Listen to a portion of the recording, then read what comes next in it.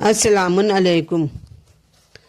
آج میں آپ کے سامنے اعتقاد اور عمل اور محبان اہل بیت سے سید سجاد کی وصیت اور دعا کی قبولیت کی اسباب کے بارے میں بتا رہی ہوں۔ تو 4 گروہ ہیں، ان چاروں گروہ کے بارے میں بتا رہی ہوں کہ کون سا گروہ جنت میں جائے گا اور کون سا گروہ دوزخ میں جائے گا۔ تو آپ سنیے، ایمان اور عمل کے لحاظ سے دنیا میں 4 قسم کے لوگ پائے جاتے ہیں۔ ایک تو وہ گروہ جن کا اعتقاد بھی درست ہے اور عمل بھی۔ دوسرا وہ گروہ جن کا نہ عمل ٹھیک ہے اور نہ اعتقاد درست ہے۔ تیسرا وہ گروہ جس کا اعتقاد غلط اور عمل درست۔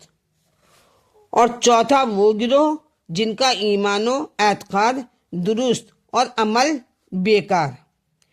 تو ان چاروں گروہوں کے بارے میں آپ کے سامنے عرض کر رہی ہوں کہ ان میں سے جنت میں کون سا گروہ جائے گا اور دوزخ کن لوگوں کا حصہ ہے۔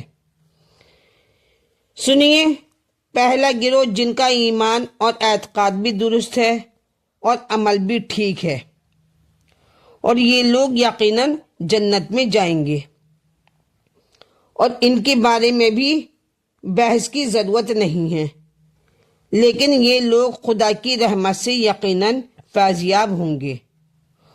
اور دوسرا گروہ جن کا اعتقاد اور عمل دونوں غلط، لیکن یہ لوگ یقیناً جہنم میں جائیں گے، ان کے بارے میں بحث کی ضرورت نہیں ہے، یہ یقیناً آخرت کو نامراد ہی رہیں گے۔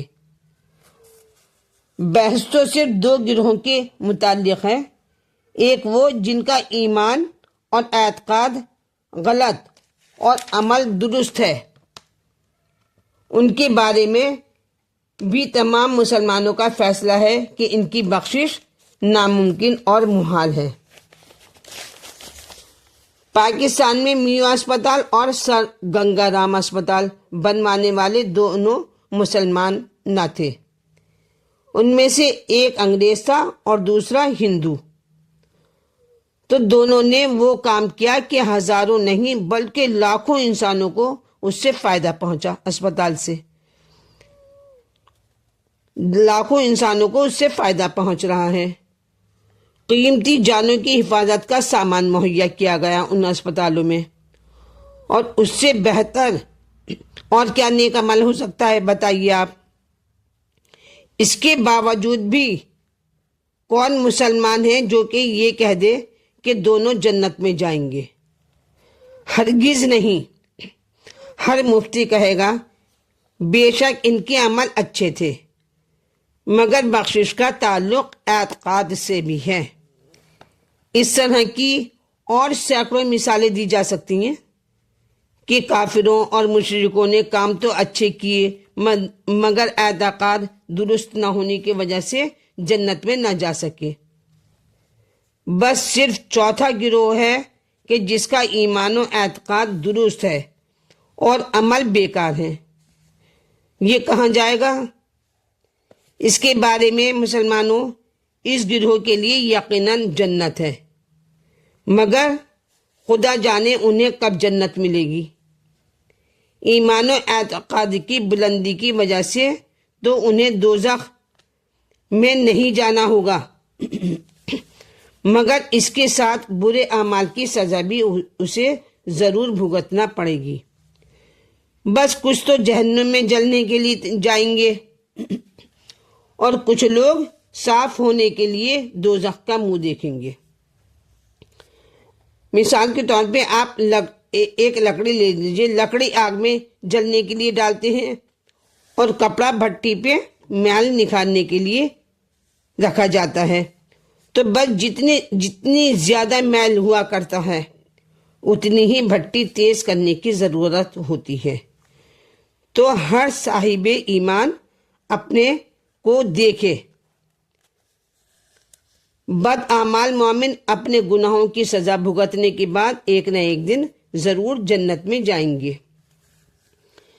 اور بعض لوگ کہا کرتے ہیں کہ مولانا ہم دعا مانگتے ہیں اور ہماری دعا قبول ہی نہیں ہوتی ہے، تو اس کی کیا وجہ ہے؟ تو میں عرض کرتی ہوں کہ 5 بندوں کی دعا اگر قبول نہ ہو تو ان کی اپنی کوتاہی، ان کی اپنی کمی ہے، کیونکہ خداوند قدوس کے دربار اقدس میں نجاست کی کوئی گنجائش نہیں۔ سنیے وہ 5 کون ہیں؟ 5 بندوں کا قلب نجیس ہے، ان کی دعا ہرگز قبول نہیں ہوگی، ان کی نجیس آواز دربار الہی سے ہرگز نہیں ٹکراتی ہے اور وہ دروازہ اجابت تک ہی نہیں پہنچتی۔ میں ان میں سے 5 کا ذکر کر رہی ہوں جس کا پیشہ حرام ہے، جس کا پیشہ حرام ہے اس کی دعا قبول نہیں ہوا کرتی۔ پیشہ حرام سے مثلاً کیا ہے؟ نمبر 1 شراب بنانا اور بیچنا، نمبر 2 سنیما بنانا، نمبر 3 مردوں کی داڑھی مونڈنا، اور نمبر 4 مہر کی اقسام کی چیزیں خرید کرنا یا بیچنا، مثلاً جیسے گڑیاں ہیں، گڑیاں بنانا وغیرہ وغیرہ۔ یعنی جس کا پیشہ حرام ہوگا اس کا قلب بے نور ہوگا، اس کی دعا میں اتنی قوت ہی نہیں کہ دربار الہی تک پہنچ سکے۔ اس کے بارے میں آپ کے سامنے ایک روایت جناب حضرت سجاد قائد ان کی بتا رہی ہوں کہ جب حضرت سجاد قائد سے رہا ہو کر مدینے میں تشریف لائے تو لوگ آپ کی خدمت میں پرسے کے لیے حاضر ہوئے اور امام کو پرسہ دینے کے بعد عرض گزار ہوئے کہ مولا ہمارے لیے کوئی حکم ہو تو ارشاد فرما دیں۔ تو مسلمانوں، میرے مولا نے خون کے آنسو روتے ہوئے فرمایا، اے لوگوں، اگر تم کچھ میری مدد کرنا چاہتے ہو تو 3 کام کبھی نہ کرنا۔ عرض کی مولا وہ 3 کام کون سے ہیں؟ تو امام نے فرمایا، شراب کبھی نہ پینا، شراب کبھی نہ پینا، کیونکہ جب میں یزید ملعون کے دربار میں پہنچا تو وہ میرے سامنے شراب بھی پیتا تھا اور میرے باپ کے سر کے ساتھ بے ادبی بھی کرتا تھا، اور جب کبھی شراب کا ذکر آتا ہے تو مجھے یزید کا دربار یاد آ جاتا ہے۔